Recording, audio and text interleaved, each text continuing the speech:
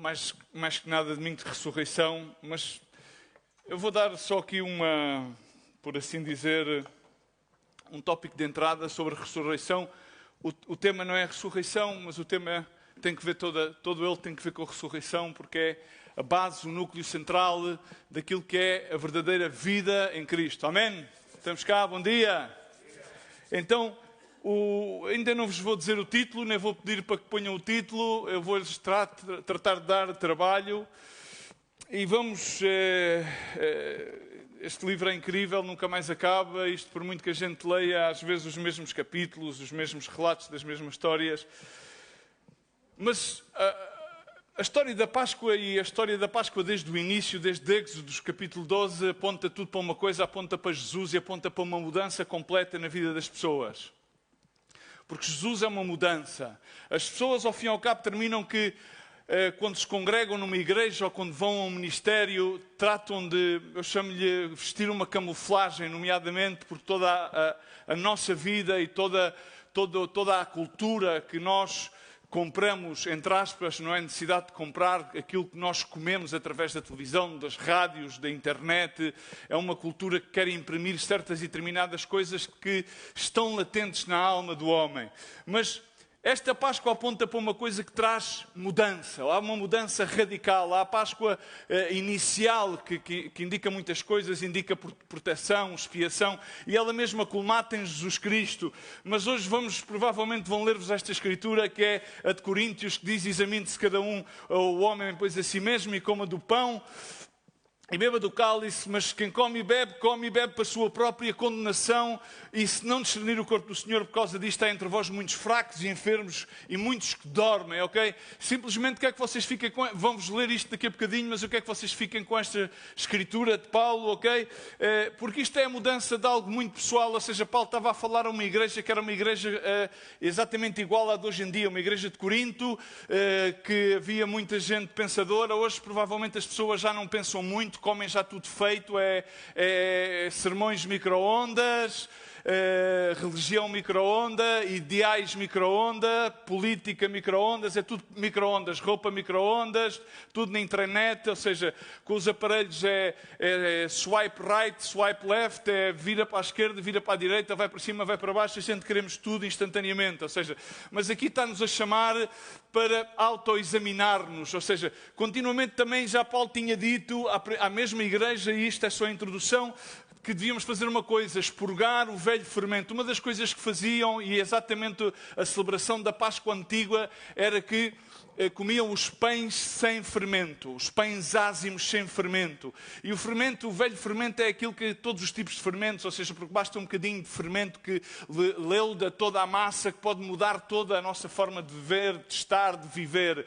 E às vezes há fermentos nas nossas vidas que, enfim, transformam todo o nosso ser. Ou seja, Paulo chama essa atenção aqui, ou seja, o fermento é símbolo, biblicamente o fermento é símbolo de maldade, malícia, impiedade, é uma influência penetrante daquilo que nós podemos considerar pecado, que aprendemos inclusive dentro da religião a graduá-lo, inclusive dentro dos cânones religiosos, já se quer trazer, inclusive para a própria declaração de fé evangélica, se bem que não gostaria de dizer evangélica, mas cristocêntrica, já se quer trazer o cânon dos pecados de morte e não de morte, ou seja, significa de acordo àquele cânon que foi patenteado na Roma Antiga como a versão religiosa daquilo que é considerado romana, católica, apostólica. De acordo aos parâmetros da palavra de Deus, aos olhos de Jesus Cristo, há pecado. Não há pecado patenteado com graduações. Não há pecado leve e pesado, há simplesmente pecado, há mentira e há verdade, há morte e vida, não há meios termos, não há uma meia abstenção, não há uma zona cinzenta, há branco e há preto. O cinzento está totalmente desdesenhado, por assim dizer, nos padrões da palavra. Ou seja, em Tiago Paulo, ou seja, o apóstolo fala desta maneira: o juízo será sem misericórdia para aquele que não usou misericórdia, mas Jesus Cristo é misericórdia. A misericórdia triunfa sobre o juízo. Isto é o padrão mental humano das graduações, que simplesmente está continuamente a julgar. Por isso, um dos padrões de Jesus do Sermão das Bem-aventuranças era dizer: com a mesma vara com que tu medires, tu serás medido. Aquilo que queres que o homem te faça a ti, faz tu também aos homens. Amém? Eu estou só a estabelecer fundamentos teológicos para entrarmos na mensagem. Está bom? Porque às vezes temos que nos relembrar das verdades teológicas para podermos entender e ter a revelação da palavra de Deus. Porque umas pessoas simplesmente comem coisas de micro-ondas, não comem a palavra de Deus, passam muito tempo das suas semanas. Então quando nós chegamos a um domingo, ou uma quarta, ou uma segunda, ou uma terça, como as pessoas estão sempre a comer no micro-ondas e estão muito atarefadas e estão muito atabalhoadas da sua mente e do seu coração, não comem as verdades teológicas que as levam numa contínua transformação de glória em glória e de graça em graça, porque é aquilo que diz a palavra de Deus. Amém? Então significa que precisam de um pregador, ou de vários pregadores, ou de várias coisas do YouTube para se nutrirem. E é tão simples como uma coisa: quando tu chegas aqui e quando tu comes daqui, podes não memorizar todos os versículos da Bíblia, mas toda a tua Bíblia vai estar gravada no teu coração e na tua mente. Então quando tu tens qualquer tipo de conversação com uma pessoa, automaticamente tu consegues estar a predicar. E há muitos que não vale a pena predicar, que é como dizer: estás a atirar pérolas aos porcos. Então tens de começar a fazer um downgrade daquilo que tu tens para poder oferecer ou ministrar. Enfim, a Bíblia diz em Mateus 11 que: vinde a mim todos aqueles que estáis cansados, carregados e oprimidos, tomai o meu jugo. Enfim, todos vocês conhecem isto? É? Conhecem? Quantos é que conhecem? Ok, vamos avançar então. Mas voltamos à mesma escritura: quem come, quem bebe, para a sua própria condenação, se não descer no corpo do Senhor. E a questão é que no Antigo Testamento vamos ver histórias no qual o povo passou por fases nos quais não havia discernimento, não havia visão. E essa visão não existia por causa do pecado. Estamos cá? Não era porque eles não tinham multióticas. Era por causa do pecado. O pecado turba o entendimento, turba a visão. E o pecado entrava muitas vezes dentro do acampamento. E por muito que a gente queira cumprir rituais religiosos, os rituais não têm poder para quebrar os laços do pecado. Mas tudo aponta para uma coisa. Por isso, Jesus disse: fazei isto em memória de mim. É a única festa. Por muito que a gente queira ir a Jerusalém como turismo religioso, não muda a vida. Um encontro radical com Jesus muda a vida. Por muitos domingos, quartas, e por muito que tu pertenças a uma organização como a nossa, que é um ministério cristão, vais encontrar muitas falhas, porque Jesus decidiu escolher homens faltos, com falhas, imperfeitos, para criar uma igreja que desde sempre é perfeita, porque Ele é perfeito. Ele é o Verbo feito carne, que habitou entre nós e manifestou a sua glória. Amém. Tudo isto são verdades teológicas. Então, quando tu tropeças na igreja, tropeças em ti mesmo, porque Ele é pedra de escândalo, pedra angular. E quando tu tropeças na pedra angular, glória a Deus, porque significa que irás sobre ela e o teu coração será despedaçado, será quebrantado, e Ele mesmo remendará o coração, porque Ele é o oleiro, e o oleiro trabalha no barro e faz um jarro perfeito, porque aquele que em vós começou a obra, Ele a aperfeiçoará perfeitamente até o dia final. Amém?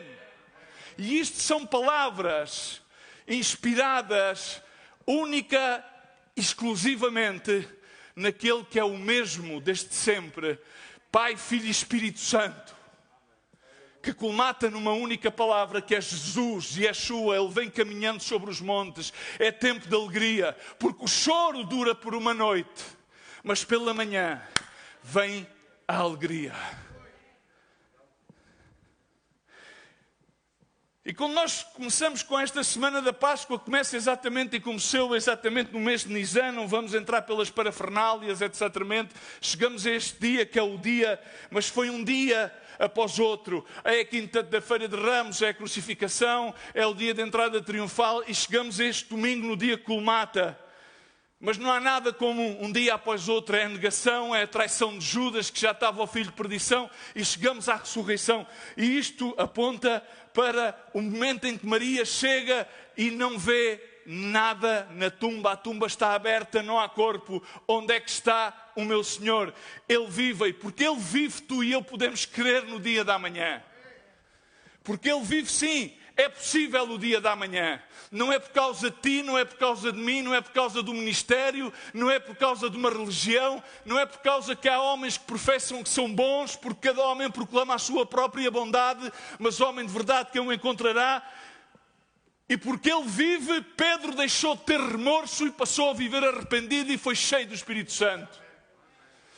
E porque Ele vive, vamos entrar naquilo que eu considero mais perene e que é mais necessário na vida elementar, básica de qualquer filho de Deus que é decididamente chamado para andar digno de acordo da sua vocação, eleição e chamado, que é o fruto da fé, título da pregação.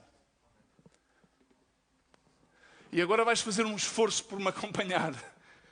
E por isso, porque Ele vive, e porque podemos ver um Pedro transformado, porque podemos ver um João com voz de trovão a falar sobre o amor, podemos ver um Saulo que perseguia a Cristo, caminho a Damasco transformado. Dessa maneira podemos orar e pedir que Deus hoje possa também mudar as nossas vidas. Amém? Vamos orar? Senhor Jesus, Pai, no nome de Jesus Cristo, queremos agradecer-te porque Tu vives, podemos enfrentar o amanhã. Porque Tu vives e, meu Deus, essa tumba estava vazia, Senhor, Tu vives, Tu reinas, reinarás desde sempre e para sempre. A Tua palavra não muda, em Ti não há dúvidas, não há sombras de variações. Tudo aquilo que é uma dádiva boa vem de Ti, vem desde o alto. Senhor, e Tu entregaste-te a Ti mesmo, Senhor. E Te agradecemos nesta manhã, meu Deus. Agradecemos não porque há aqui uma celebração emblemática por recordar a ressurreição, mas porque essa ressurreição é perene, foi desde sempre e é para sempre. E porque hoje podemos, uma vez mais, clamar a Ti, levantar os nossos olhos ao céu e saber que desde os céus, desde aí vem o nosso auxílio e o nosso socorro, Senhor. E se nós caminhamos confiadamente até Ti, até ao trono de graça, de misericórdia, meu Deus, podemos ter esperança para as nossas vidas. Podemos saber que há uma mensagem que transforma pessoa a pessoa e contagia todo o mundo de geração em geração, Senhor. E, meu Deus, há esperança para aqueles que andam perdidos. Pai, há esperança para aqueles que estão enganados, há esperança para aqueles que estão sem vista, há esperanças para aqueles que estão sem norte. E é nesse intuito que nós nos abordamos a Tua palavra, para que seja ela a fazer o efeito para a qual Tu envias e aqueles que Te ouvem. E abençoa todos aqueles que a possam ouvir e ver através dos meios das redes sociais. Pai, aqueles que estão neste lugar, no nome de Jesus. Amém. Amém. E nesta cultura, como falava ao princípio, somos inevitavelmente avassalados por algo que existe nas nossas almas. E há vários tópicos que eu queria que tu, nesta manhã, guardasses. Porque todas as pessoas procuram várias coisas. Uma delas, todas as pessoas querem viver a sua vida ao seu máximo exponencial. Podemos chamar-lhe a vida plena, que sabemos que a palavra de Deus diz que Ele veio dar-nos vida e vida em abundância. Mas toda a gente anda à procura desta vida abundante. E não a procuram nomeadamente na Bíblia, nem a procuram nomeadamente numa congregação de irmãos. Sabemos que João Bautista predicava um evangelho que ninguém gostava. Os próprios fariseus e saduceus aborreciam-se com aquela forma de pregar. Ele vivia afastado, era um homem esquisito, com as barbas grandes, assim parecidas com o Mário, talvez um bocado maiores, mas ele tinha assim um cabelo mais raro, e depois tinha um pote de mel, comia escaravelhos e insetos, vivia longe de todo, era considerado como louco, e tinha uns seguidores. E ele dizia: arrependei-vos, geração de víboras, porque o reino dos céus prontamente virá a vós. E havia muitos por quais eram bautizados. E esse é o mesmo evangelho que se pregava. As pessoas agora na igreja parece que vivem um evangelho, ou toda a gente quer viver um evangelho que por supostamente faz recordar os anos 60 e 70 dos Estados Unidos, quando apareceu o movimento do Jesus Freak. Parece que aparece um Jesus hippie, loiro, de olhos azuis, tipo nórdico, estás a ver? Com uma túnica, com o símbolo da paz. Se calhar atrás levavam um polo com o yin e com o yang. Às vezes as pessoas imaginam isso. E a seguir veio Jesus e trazia um saquinho, mas já não era com mel e nem comia escaravelhos, e vinha com um pozinho a dizer: isto é só amor. Love, love. All we need is love. Tra-la-ra-la-ra. E as pessoas pensam isso. Mas não, a questão é que Jesus veio em seguida a pregar exatamente a mesma coisa que pregou João Bautista. Cumprindo as Escrituras, ele chegou e foi batizado por João, que dizia: virá outro depois de mim. Mas sabes o que é que João falava? João diz que ele vinha endireitar os caminhos escabrosos, os caminhos tortuosos. E as pessoas em busca da vida plena, da satisfação plena, sempre recordo: I can get no satisfaction, but I try. E assim são, isto é a figura da nossa... E depois também procuram, porque também as pessoas, ao fim e ao cabo, querem ter uma plenitude da alma, e vão o yin e o yang, e agora já é as culturas, e meditam, e adaptam até na cultura já cristã, já vão e começam a adaptar as meditações aos evangélicos. Vamos fazer... eu faço isto, mas é normalmente quando vou à casa de banho e não faço com os olhos fechados. Porque às vezes tenho problemas de intestinais, assim. Às vezes tenho que fazer... mas não é... Enfim, é com mais força. Perdoem-me, não levem isto a mal, ok? Mas todas estas áreas levam-nos a entrar por algum tipo de caminho que é escabroso, é tortuoso, porque simplesmente de uma maneira mais rápida possível queremos encontrar a satisfação para os nossos próprios objetivos, para os nossos próprios projetos. E levam-nos a uma necessidade contínua de criar e recriar. Aquilo que a cultura nos diz é que nós temos que criar uma melhor versão de nós mesmos. Chegamos aos 20 anos e queremos experimentar as coisas para quê? Para ter vida plena. Para ser melhor que os outros e melhor do que a minha versão de ontem. Eu amanhã tenho que ser melhor que a minha versão de hoje. Isto é o que a cultura nos vende. Continuamente queremos recriar uma melhor versão de nós mesmos nos mais diferentes caminhos em que nós fazemos, profissionais, familiares, paternais, maternais, porque achamos que estamos sempre em falta e que temos que recriar-nos. E isto é a ansiedade gerada pela sociedade e por aquilo que nós comemos todos os dias. E isto funciona para todos os seres humanos. Sempre. Chegando ao ponto de queremos fazer de nós mesmos deuses. Não é? Porque, ou seja, ao longo da história vemos que houve grandes homens e grandes mulheres, é? Todos estes grandes homens e grandes mulheres dariam paupérrimos deuses. Então imagina-te, nós que somos homens e mulheres, na média, ou seja, medíocre é média. Estamos dentro da média ocre da sociedade. O que é que nós daríamos? Quando nós fazemos de nós o nosso próprio Deus, porque queremos melhorar-nos, queremos fazer improve, queremos se calhar ser o Capitão Portugal, ou o Capitão a Portugal, ou a Mulher Maravilha, ou o Hulk, ou não sei o quê, sei lá. Por isso é que há necessidade tanto, porque vende-se tanto estes filmes dos Marvels. Por isso é que nós já desde pequeninos tínhamos tanta necessidade de ler o Asterix, porque aí já viste o Asterix, só dois gauleses davam cabo daquelas tropas todas romanas, era tudo, é a necessidade contínua de querer ir mais além. Agora, isto não funciona. Uma notícia, por muita melhoria que eu consiga trazer à minha vida de hoje para amanhã, nunca vai ser suficiente. A minha melhor versão de mim mesmo é uma porcaria comparada com a versão que Deus é capaz de fazer de mim nas suas mãos. Amém? Aqui é que...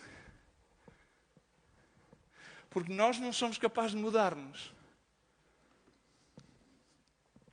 Muitas das vezes as pessoas tentam várias... Um dos caminhos que vão, por exemplo, escolhem a religião.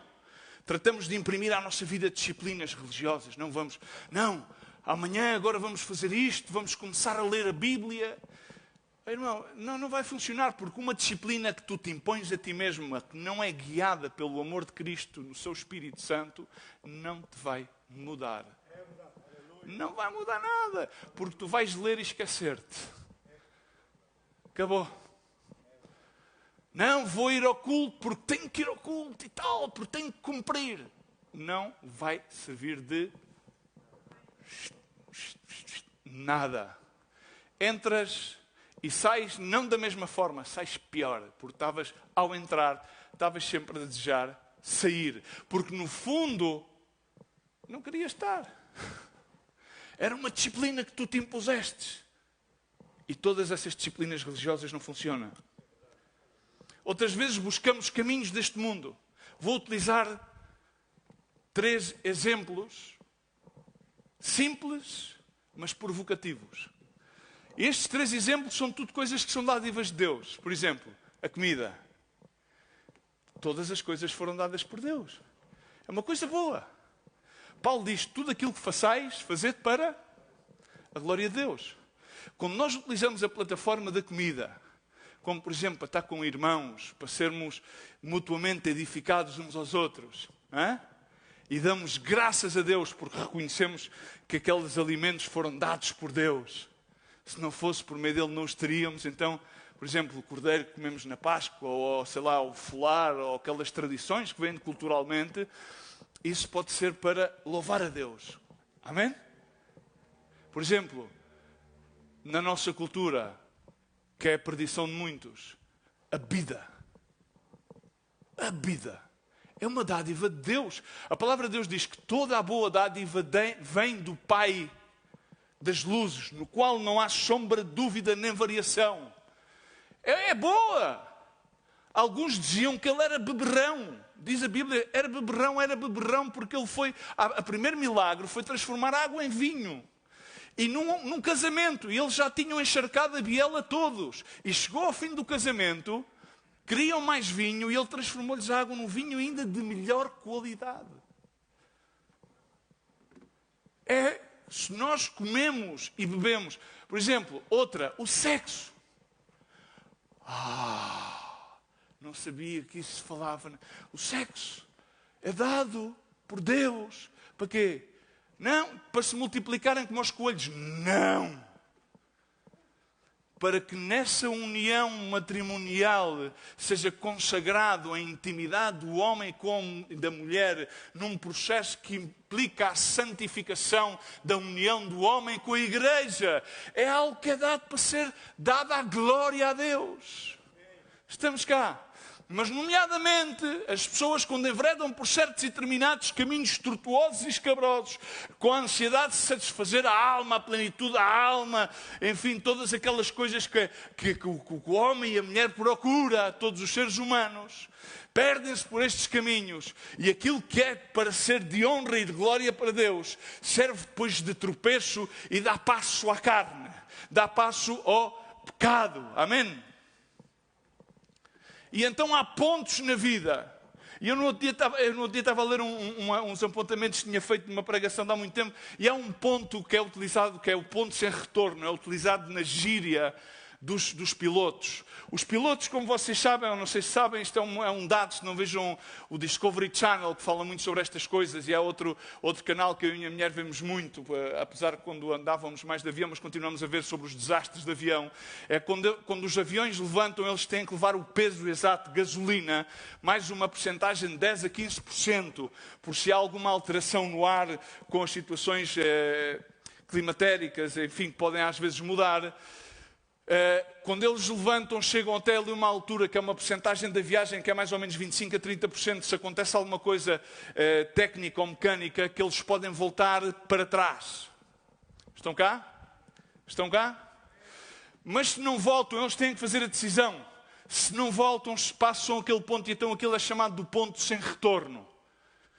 Bom dia. Assim também passa na nossa vida quando nós estamos a caminhar com Cristo ou sem Cristo. nomeadamente também com Cristo, porque isso acontece, por exemplo, na história do Chewbacca com o Jacó. O Esaú, que tinha a progenitura, era um tipo, pois, por exemplo, por aí vai pela comida. O tipo tinha o estômago vazio, tinha andado a que não apanhou nada, queria comer, e terminou que vendeu a sua progenitura. Toda a gente sabe. Então, ele chegou a um ponto, quando vendeu aquilo, já não tinha, se bem diz a Bíblia, que ele depois tratou de arrepender-se, mas já não conseguiu. Então, na nossa vida, nós tomamos certas e determinadas ações, certos e determinados compromissos, em que quando nós chegamos a um ponto e cruzamos esse ponto, já há um ponto sem retorno. Estamos cá? E a ideia de fundo, por exemplo, da história de Esaú, é que na realidade é possível tomar decisões que nos vão conduzir a um futuro que não nos vai agradar. Há pessoas que dizem, porque é que isto acontece a mim? Olha, filho, filha, pois acontece a ti porque em algum ponto do teu caminhar com Cristo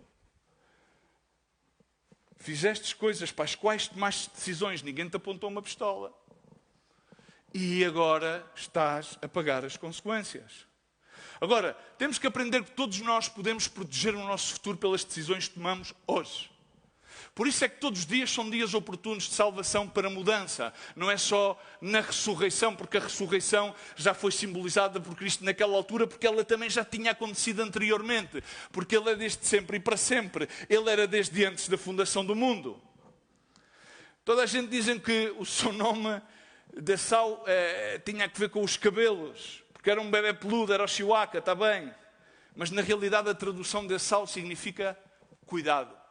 Então eu quero dizer-te cuidado com o que dizes e com as decisões que tomas.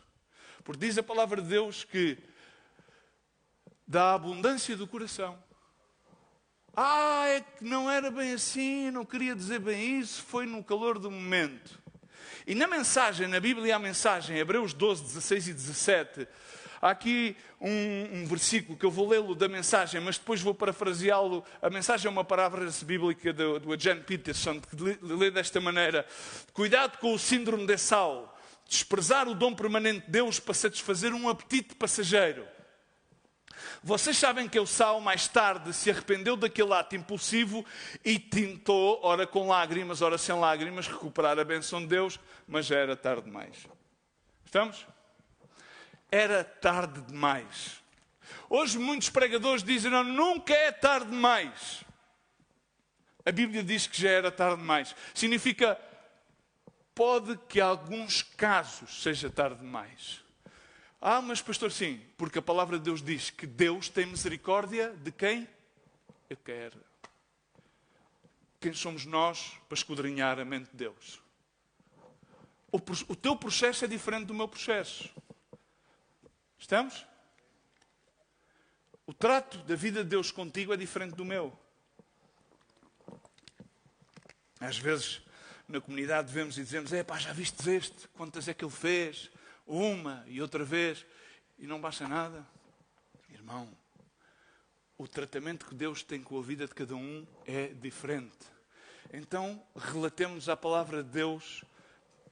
Também recordo-me para para Coríntios. Aqueles que estão em comparação, estão sem entendimento, estão sem revelação. Estão cá? Na Ferreira de Almenda, terminando o verso 17, diz, porque não achou lugar de arrependimento. O que é que tu, se tiveres aí a tua Bíblia, ou se não tiveres, sublinhes isto. Não achou lugar de arrependimento. A gente diz, não, eu creio. A fé é crer naquilo que nós esperamos, que não se pode ver, mas temos a certeza de que sim, que alcançamos. Estamos cá? Reduzindo Hebreus 11. E qual é que é o fruto da fé? Produzir depois frutos dignos de arrependimento. O fruto da fé é arrependimento. Agora, será que este homem, o Chewbacca, o hirsuto, tinha fé ou não tinha fé? Não vou aqui. A questão é que ele não encontrou lugar de arrepender-se. Procurou diligentemente, Sim. Mas não encontrou. Esau, sinónimo a cuidado. Porque ele descuidou. Hebreus diz também, não descuideis tão preciosa salvação. Não descuides tão preciosa salvação. O preço da salvação. A sangue de Jesus Cristo. Aquilo que muitas vezes acontece é que às vezes queremos procurar com lágrimas, com tristeza, e vamos falar dessa tristeza, e isso não é produzido, o fruto de arrependimento não é produzido com lágrimas, nem com angústia, nem com tristeza, porque está a ser operado a um nível, diz comigo, horizontal. Sabes o que é horizontal, não é? O que é horizontal? Qual é que é a posição horizontal? É esta. E o horizontal significa isto. Meti o pé na argola, não devia ter feito isto, porque é que isto, E isto está centrado em mim e em alguém, mas não está centrado para cima. O horizontal é simplesmente sentimental e emocional. Não tem nada a ver com Deus. Tem a ver comigo mesmo, com o meu amor próprio e provavelmente com alguma relação que eu possa ter exterior com aquelas pessoas que me rodeiam. Familiares, amigos, pessoas do ministério. E então não produz nada. Mas continua a busca, procurar viver a vida ao pleno, procurar viver a satisfação plena, encher a minha alma. Então, aquilo que às vezes nós não entendemos é que os nossos desejos podem reter-nos do nosso propósito. Significa que podemos fazer com que troquemos qualquer coisa por aquilo que Deus quer fazer nas nossas vidas. Podemos trocar aquilo que é derradeiro por um pequeno instante. Podemos trocar aquilo que é eterno por algo que é temporal. Podemos trocar aquilo que é para sempre por uma coisa que é pelo momento. E o tempo que leva a passar uma tela de um tablet por um vapor, por aquilo que Deus nos quer dar. Por isso em Marcos diz, o que é que vale ao homem conquistar todo o mundo se perde a sua própria alma? Ou noutras versões bíblicas, qual é a vantagem de conquistar tudo aquilo que se deseja se te perdes a ti mesmo? A gratificação instantânea irá manter-te longe da satisfação a longo prazo, que se chama salvação da alma pela eternidade. Seguir-te o apetite pode levar-te a um grande desastre, um ponto sem retorno. Tudo isto pode ser comprometido pelo teu desejo de ceder aos apetites da tua alma, da tua carne, por algum caminho no qual tu metestes. Martin Luther King disse, temos de reconhecer que o inimigo cozinha a sopa.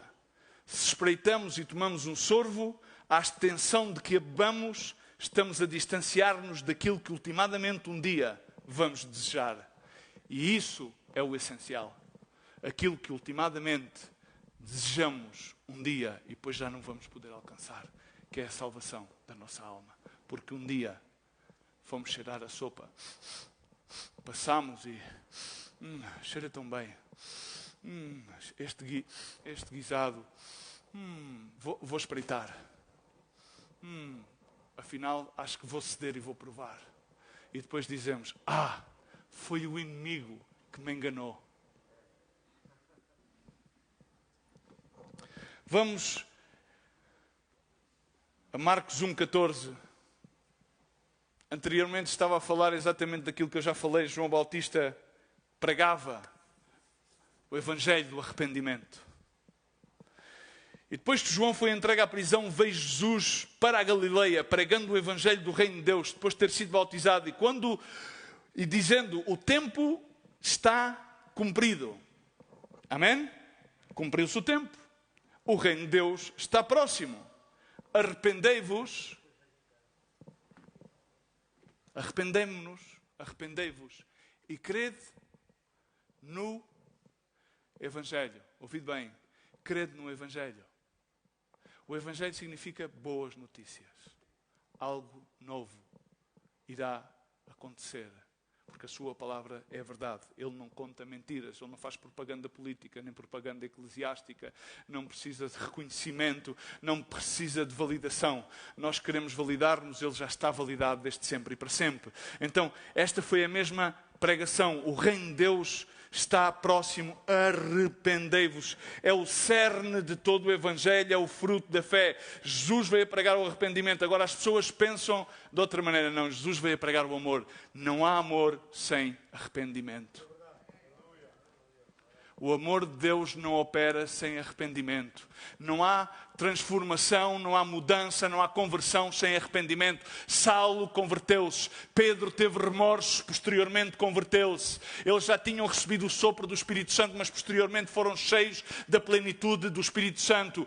Depois de terem recebido o sopro do Espírito Santo da religião, eles abandonaram e foram às suas coisas. Já Jesus Cristo, posteriormente, apareceu-lhes depois da sua ressurreição e permaneceu 40 dias e 40 noites com eles, falando-lhes e pregando-lhes acerca do reino, e disse-lhes: agora permanecei aqui em Argel até que se cumpra a promessa. Mas para entendermos um bocadinho mais sobre isto, do fruto da fé, que é o arrependimento, temos que ir à igreja de Corinto.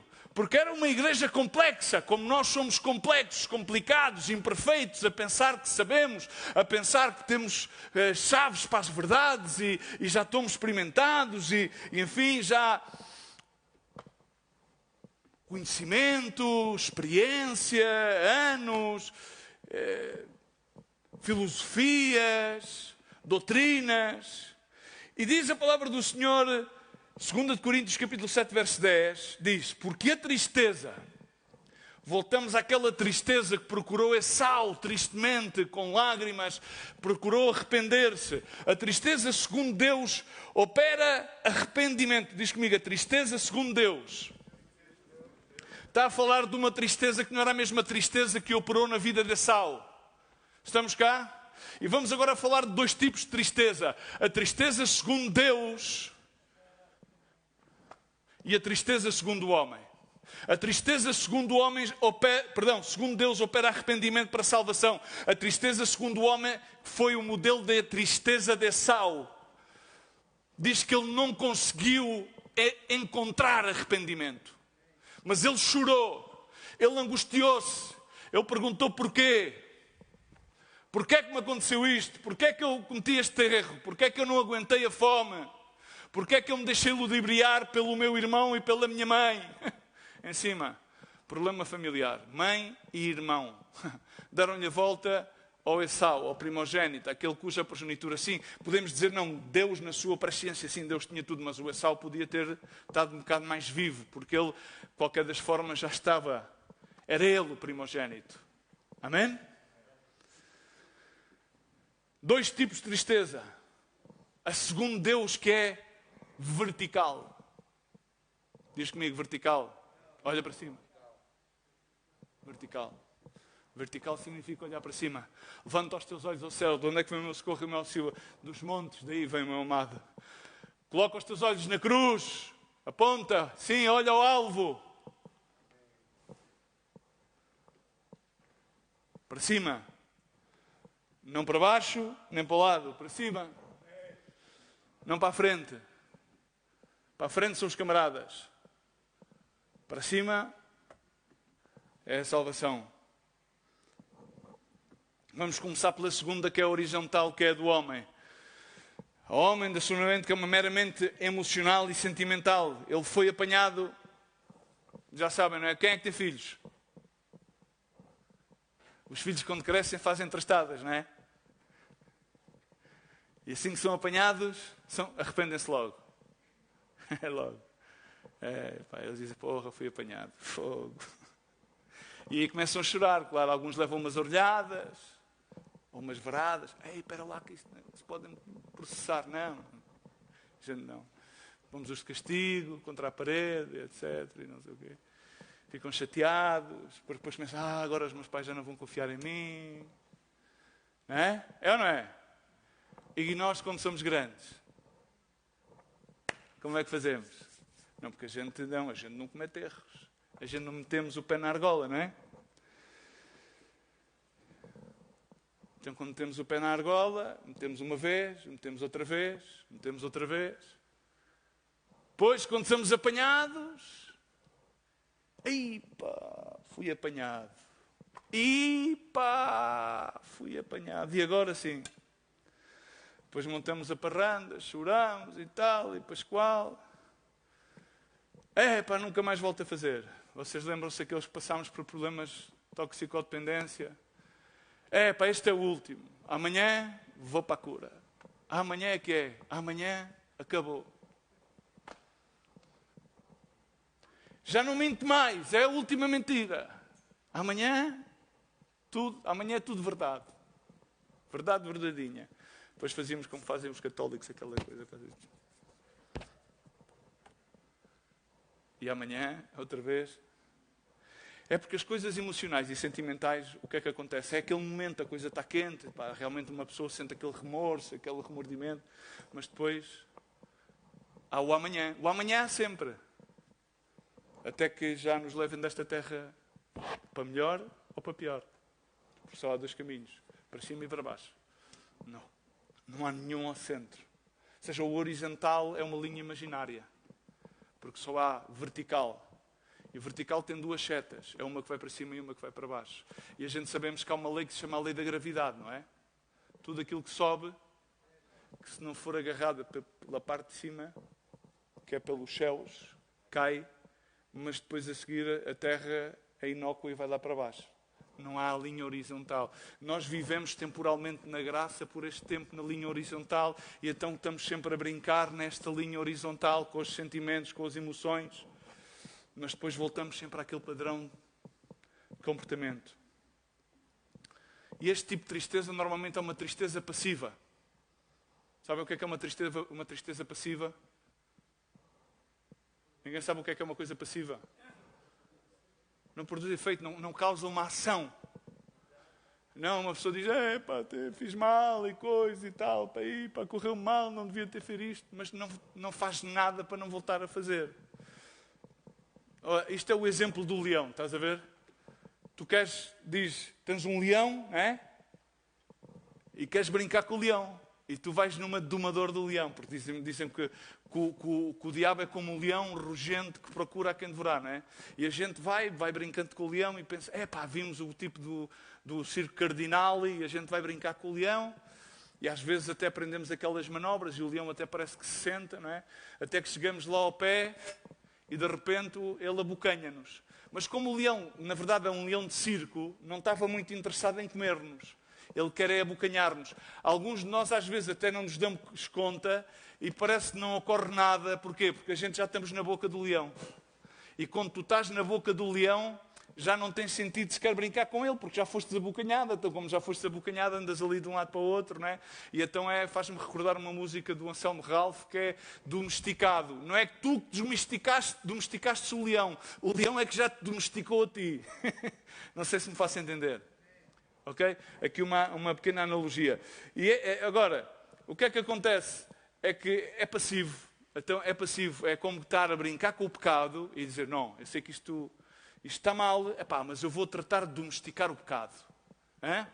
Eu consigo controlar a situação. Não sei se ouvem aqueles ditos, às vezes, a gente às vezes diz, como é que está as coisas e tal, está tudo bem e tal, isto está tudo ok. Está tudo controlado. Quando tu ouves o está tudo controlado, significa, provavelmente é que está tudo descontrolado. Estamos cá? Não sei se estás a relacionar com isto ou não. Enfim. E depois a seguir esta tristeza manifesta outra coisa. Esta tristeza passiva é uma tristeza que manifesta outra coisa, que é o orgulho. É uma tristeza orgulhosa. Não é? Sentimental é logo de orgulho. Porque evita a responsabilidade e a consequência. O que é que faz? Deriva a responsabilidade e rebate qualquer tipo de consequência. Fazendo o quê? Sabes como é? É simples. Não sei, tu e eu às vezes já fizemos isto, hein? Desculpa lá qualquer coisinha, se te ofendi. Não era bem esta a minha intenção. Assim, se ficaste ofendido, o problema é teu. Estás a ver? A gente diz esta parte, mas na realidade, na nossa mente, estamos a pensar, se te ofendeste, o problema é teu. Estás a perceber? Não sei se me entendes. Estamos a derivar as consequências e a responsabilidade para o outro. Provavelmente a gente nem se examinou se na realidade fizemos alguma coisa para ofender a pessoa A ou a pessoa B. Mas o discurso é este. Não, e tal, o irmão, desculpa lá e tal, se eu fiz qualquer coisa para te ofender. Estamos a dizer que nós não temos responsabilidade qualquer numa ação que nós nem sequer nos damos ao trabalho de examinar e provavelmente ponderar que fizemos alguma coisa para ofender a pessoa e estamos a dar a responsabilidade à outra pessoa. Esta responsabilidade é tua, estás a ver? Mas queremos ficar bem na fotografia. Orgulho e transmissão de responsabilidade. Este é um tipo de tristeza que está carregada, é passiva, está carregada destas coisas. Não foi a minha intenção. Mas no subconsciente a mensagem é outra. Bom, não foi a minha intenção, porque na realidade se estás assim, o problema é teu. Isto é aquilo que nós não dizemos, mas está cá. Está cá dentro do coração. Mas para não ficar mal na fotografia, então isto manifesta o orgulho da tristeza passiva. É uma tristeza que tem que se manifestar, porque senão ficamos mal na fotografia. Mas na realidade ela deriva de um caminho escabroso. Agora, quando nós vamos a outro tipo de tristeza, estamos a falar desta tristeza, que é a tristeza de Deus, que fala aqui neste versículo 10, do capítulo 7, que é o tipo vertical. Então essa tristeza centra-se numa única pessoa. Centra-se em: defraudei a Deus, pequei contra Deus, fraturei a minha relação com aquele que me ama mais que todas as coisas. E esta tristeza enfatiza numa relação íntima, pessoal que nós temos com Deus. Não numa coisa que nós fizemos a alguém. Significa, se eu te ofendi, o meu problema não é que tu tenhas ficado ofendido. O meu problema é que eu fiz algo que magoou a Deus. Estamos cá? Estamos cá? Enquanto nós mantemos a tristeza a nível horizontal, estamos longe da verdade relacional vertical. Primeiramente é sempre esta verdade. Quando o peso está acentuado numa relação vertical com Deus, então o peso do pecado é completamente diferente. Muda tudo. O espectro da visão. E então a tristeza que opera o arrependimento é vertical. Porque essa tristeza, repara bem aquilo que faz. Essa tristeza traz visão. Visão, sim, traz visão. Porque leva-te a ver aquilo que tu és. Pequei contra ti, Senhor. Contra os céus. Senhor, já viste o mal que eu fiz à nossa relação? Mas tu dizes, pastor, mas parece que depois o mal que fez... Não. É que o maior peso é o mal que eu fiz à minha relação com Deus.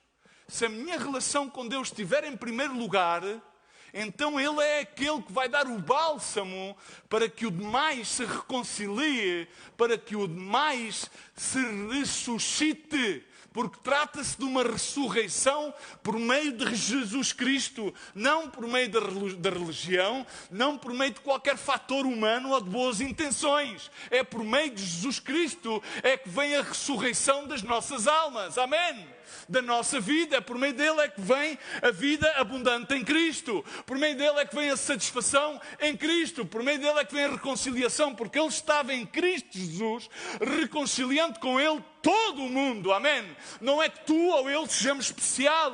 Ele estava a reconciliar todo o mundo. Assim que se tu pensas que és um ego especial, esquece-te. Ele estava em Cristo, reconciliando por meio de Cristo todo o mundo. Os bons, os menos bons, os mais crápulas, aqueles que creem, aqueles que não creem, os que vão à igreja, os que não vão à igreja, todos estavam a ser reconciliados por meio de Jesus Cristo na cruz do Calvário. E todos, por meio da ressurreição em Cristo, podem ressurgir da vida de morte que têm nas suas emoções, que os levam à morte, que os levam aos razoamentos, porque estão mortos nos seus pecados. Esse exemplo vemos no exemplo de Esaú, no exemplo do filho pródigo. Estamos cá, e eu tenho que terminar isto, mas é que tenho mesmo terminado, às vezes desculpem lá, mas tenho que terminar, ok? Provavelmente demora mais uns 10 minutinhos. Vou tentar ir rápido. Ou seja, o filho pródigo, o que é que aconteceu? Toda a gente sabe o que é que ele pediu? Foi viver. O outro tinha fome. O filho pródigo ficou com fome. Ajudem-me lá, ajudem-me. Vocês prometem que me ajudem? O que é que aconteceu? Esaú não conseguia caçar. Foi ou não foi? Ficou com fome.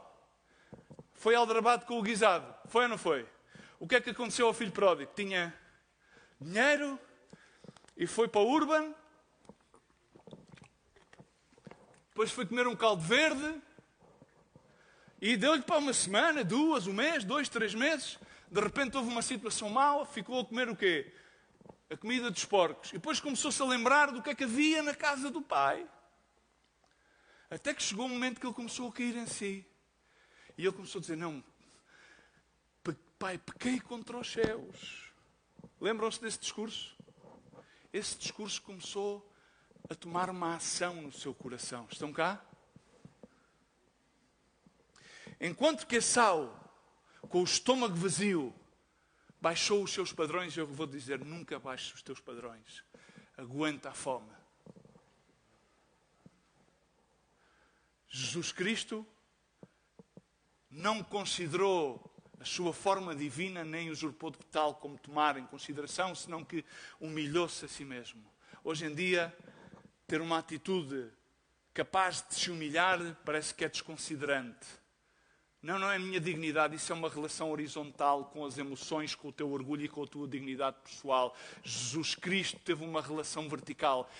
Veio desde o mais alto até ao mais baixo, para ganhar-te a ti e a mim, por amor ao seu nome, é a sua glória eterna. Isso tem um peso tremendo, para que nós consideramos não baixar os nossos padrões. Para isso, como dizia o salmista, ele dizia, guardo no meu coração as tuas palavras para não pecar contra ti. O salmista não dizia, não vou à igreja e toco muitos louvores. Não, guardo no meu coração a tua lei, as tuas palavras. Elas não são pesadas, os teus mandamentos são ligeiros. Cumprir os teus mandamentos são ligeiros. Não, trabalhar para Deus é um fardo, não. O seu fardo é ligeiro, é leve, amém. Fazeres as coisas de acordo à tua maneira, sim, é um peso. Porque não podes contigo mesmo. Levantas de manhã e nem acreditas que és tu. É simplesmente o que é que queres fazer? Mudar de aparência, mudar de entorno, mudar disto, mudar daquilo. E sabes quê? Nunca vais conseguir mudar. Somente Cristo pode mudar. Jesus Cristo, encontrando aquela mulher samaritana em Sicar, disse depois aos seus discípulos, quando lhe trouxeram o hambúrguer do Burger King, disse-lhe, rapaziada, a minha comida é fazer a vontade de meu Pai que me enviou. Amém? E se nós conseguimos fazer destas palavras de Jesus, destas verdades teológicas, encapsulá-las no nosso coração, vamos começar a entender o peso desta tristeza que produz o arrependimento. E então já não haverá nenhum problema. Não, estou triste, mas Ele transforma o meu lamento em baile. Não tenho que andar aqui. Irmão, como está tudo bem. Não, isto está tudo. Não, olha, se eu te contasse a minha vida, mas não te quero contar. Conto ao Senhor, porque Ele é aquele que vai transformar a minha tristeza em gozo. Aleluia. Confio na sua palavra. Amém.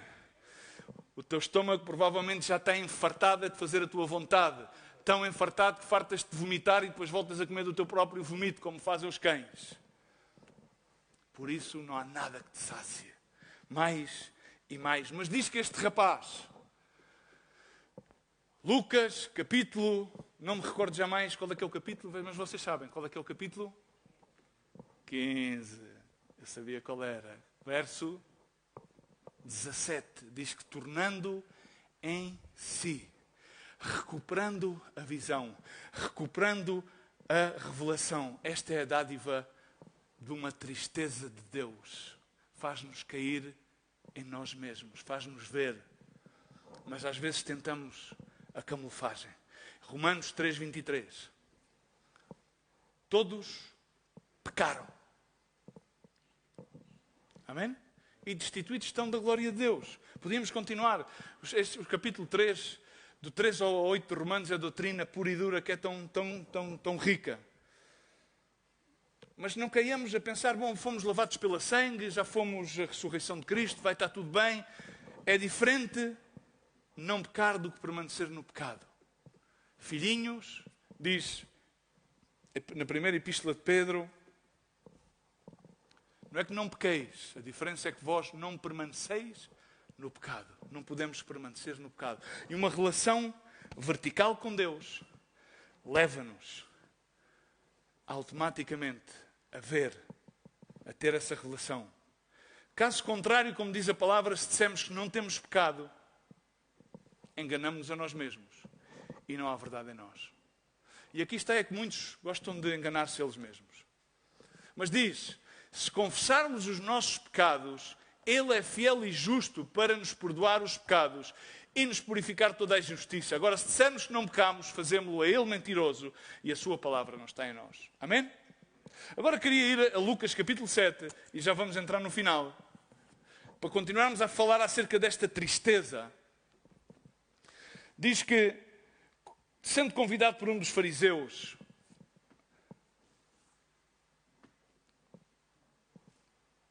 para que fosse jantar com eles, Jesus entrou na casa do fariseu, tomou lugar à mesa, e eis que uma mulher da cidade pecadora, sabendo que ele estava à mesa na casa do fariseu Simão, nomeadamente, ou Simeão, levou a casa um frasco de alabastro com unguento, e estando por trás aos seus pés, chorando, rogava-lhe com as suas lágrimas, e os enxugava com os seus próprios cabelos, e baixava aos pés, ungia-o com unguento.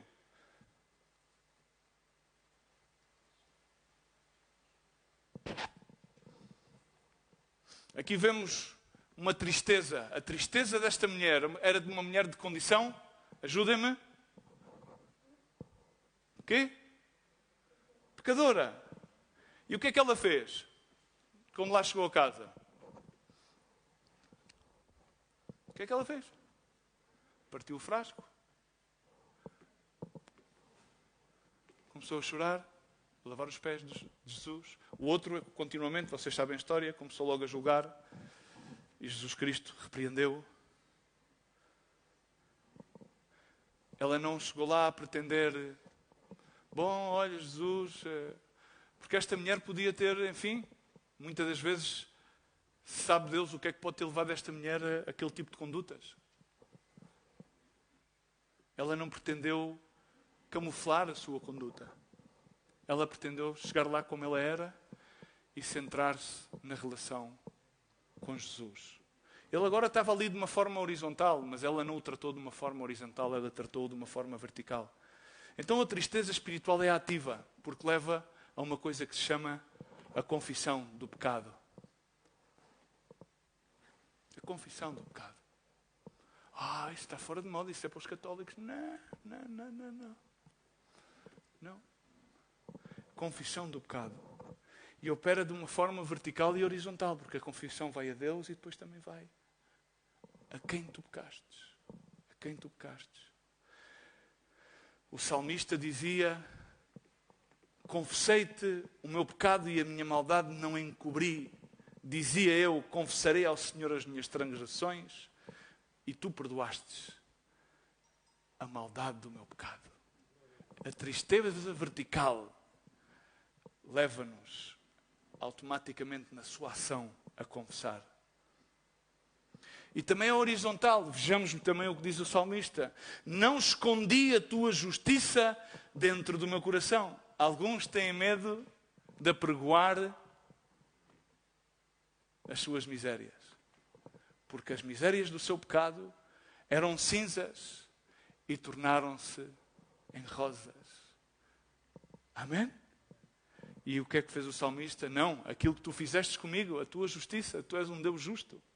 És um juiz justo. Eu confessei-te o meu pecado, tu operaste a tua justiça. Sim, houve dor para mim. Sim, houve uma dor. Mas a tua justiça dentro do meu coração diz, ponto e vírgula, diz o salmista, apregoei a tua fidelidade e a tua salvação e não escondi de tão grande congregação a tua benignidade e a tua verdade. Amém? É assim que é sempre grande gozo. O salmista diz assim, eu escondi, sim, eu pequei, era rei, ele podia ter dito, bom, isto fica aqui. Isto fica na corte. Malta, isto fica entre nós. Enterramos aqui o assunto, ele chegou, não. Eu pequei. Pequei contra Deus, pequei contra vós, Israel. E ele anunciou a benignidade e a fidelidade de Deus.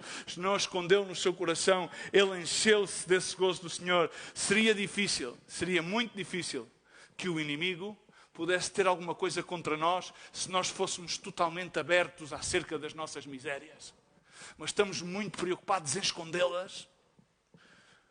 Tal como Moisés tratava de esconder aquele egípcio porque fez justiça com as suas próprias mãos. Não há justiça injusta de parte de Deus. Amém? E não é tempo da sua ira. Até que venha a sua ira, a sua justiça sempre será justa. E a sua justiça nunca é injusta, nem mesmo para os filhos da ira. O salmista também dizia: enquanto eu me calei, envelheceram os meus ossos. Por isso vemos alguns sempre a envelhecer-se e amargurar-se por dentro. Porquê? Porque pelo bramido todo o dia, pelo dia e pela noite, não me pesavam por mim. O meu humor se tornou numa seguição de hastio. Estava hastiado, o salmista dele mesmo. Porquê? Por causa do pecado. Zaqueu, o caso de Zaqueu, aquele homem pequeno, quando Jesus entrou na sua casa, não foi preciso uma predicação de meia hora, não foi uma de uma hora, não foi preciso ir a 50 congressos. Não!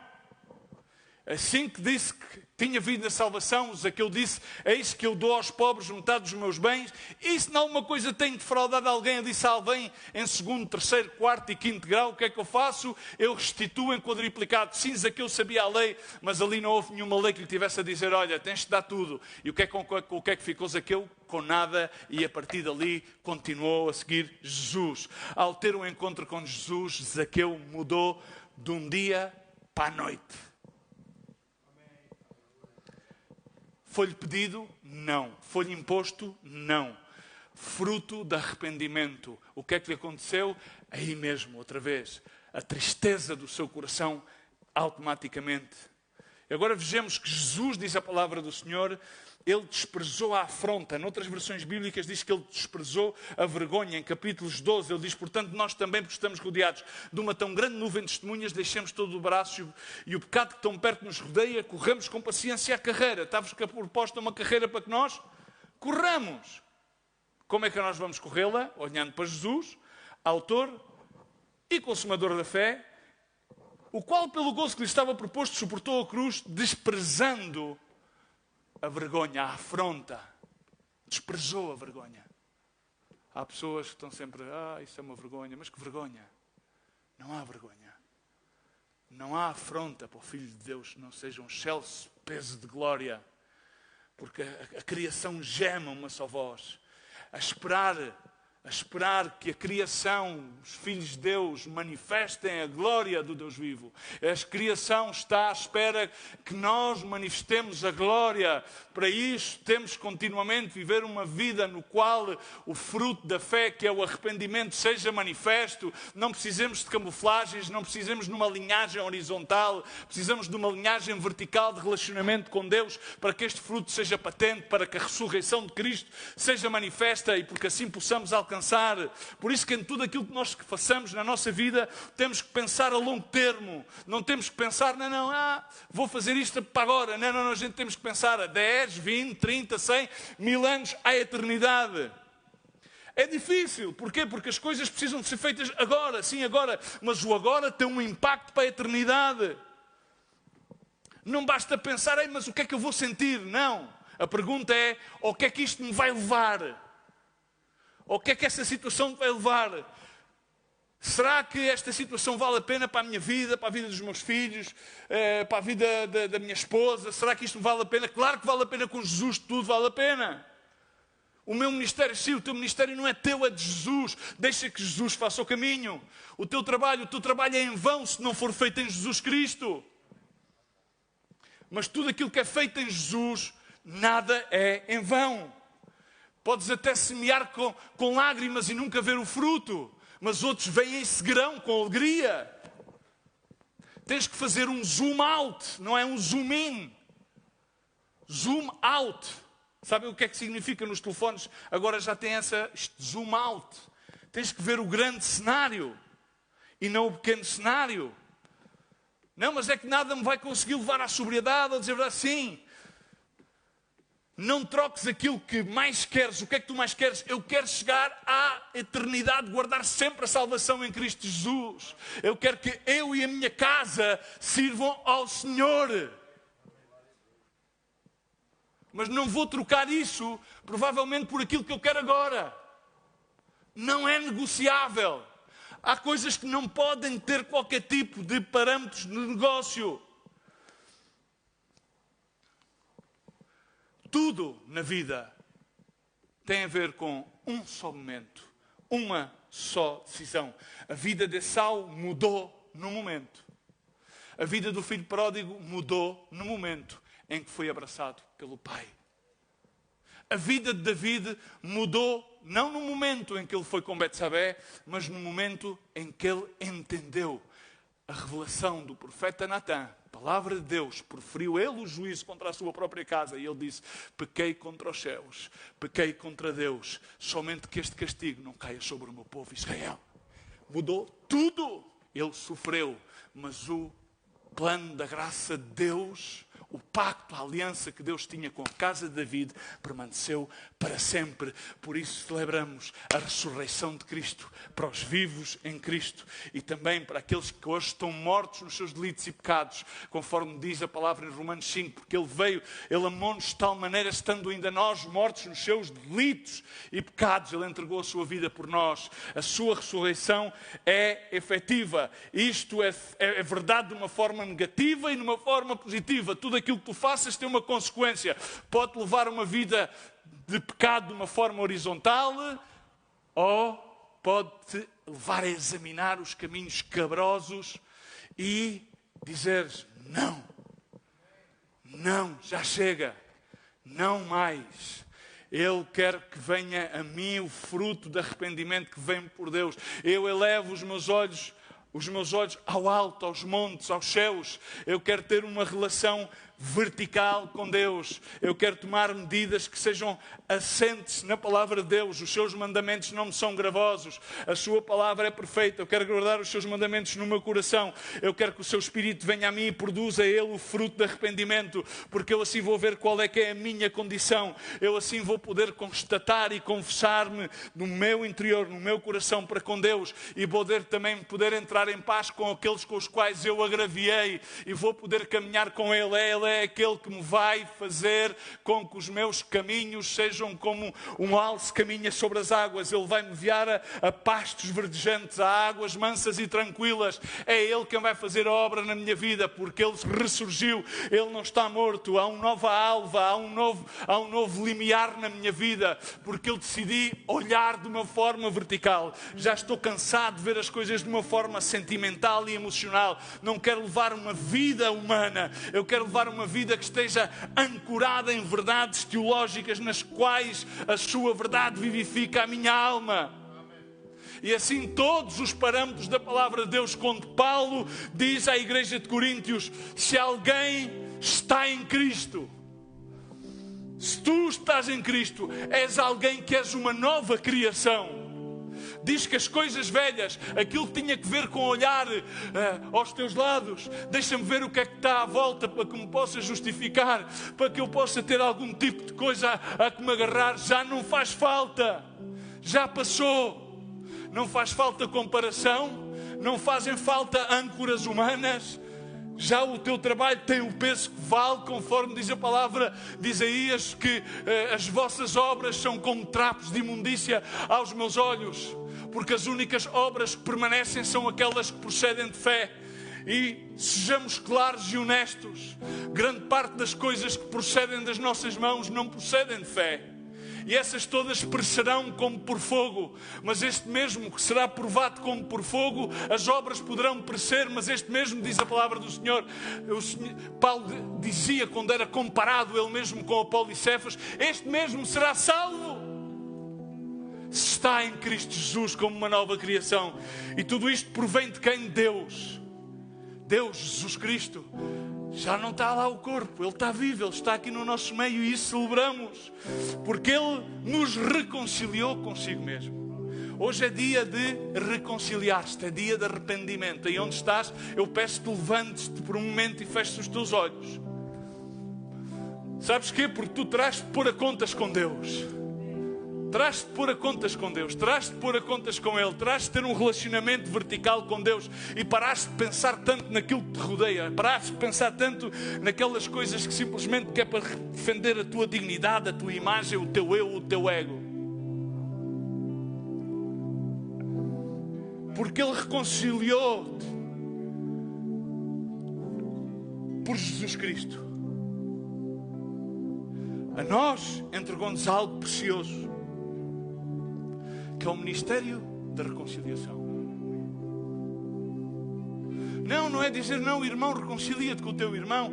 Não, marido, reconcilia-te com a tua mulher. Não, filho, reconcilia-te com o teu pai. Não, homem e mulher, reconciliai-vos, pois, com Deus. Reconciliai-vos, pois, com Deus.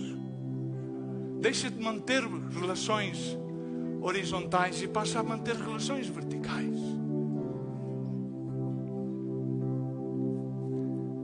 E Deus estava em Cristo reconciliando consigo um mundo. Esta parte vamos aplicá-la, mas vamos aplicá-la de maneira correta. Não imputando-lhes os seus pecados. Não, porque Ele não te imputa os teus pecados. Ele aguarda que tu voluntariamente te relaciones com Ele, para que os pecados caiam pelo seu próprio peso. A decisão é tua. Entregou-nos a nós a palavra de reconciliai-vos, pois, com Deus, de sorte que nós, estou aqui hoje diante de ti a pedir-te, por amor ao seu nome, como um embaixador de parte de Cristo, como se fosse Ele que por mim te rogasse, da parte de Cristo, reconcilia-te com Deus. Ele não conheceu o pecado. Ele traz-te prevenção, traz-te cura, Ele adverte, Ele encoraja-te. Escutas hoje a tua voz, não endereças o teu coração. Ele diz, converte todo o coração. Convertei-vos vós, pois, ao Senhor de todo o vosso coração. Mas como? Rasgando o vosso coração. Não a vossa aparência. Não. Como está escrito em Joel, não. Mas convertei-vos porquê? Porque Ele é misericordioso e compassivo. Ele é tardio em irar-se, grande em benignidade, e arrepende-se do mal. Se Deus se arrepende do mal, porque é que tu não te arrependes do mal e voltas a tua face e clamas de todo o coração ao único que pode, num segundo, mudar toda a tua existência no dia de hoje? Fecha os teus olhos onde estás. És tu e o Senhor. Vamos adorar a Deus. Tu e o Senhor. Não é uma questão de esforço. Abre o teu coração e deixa que seja o Espírito Santo a fazer isso, a obra na tua vida.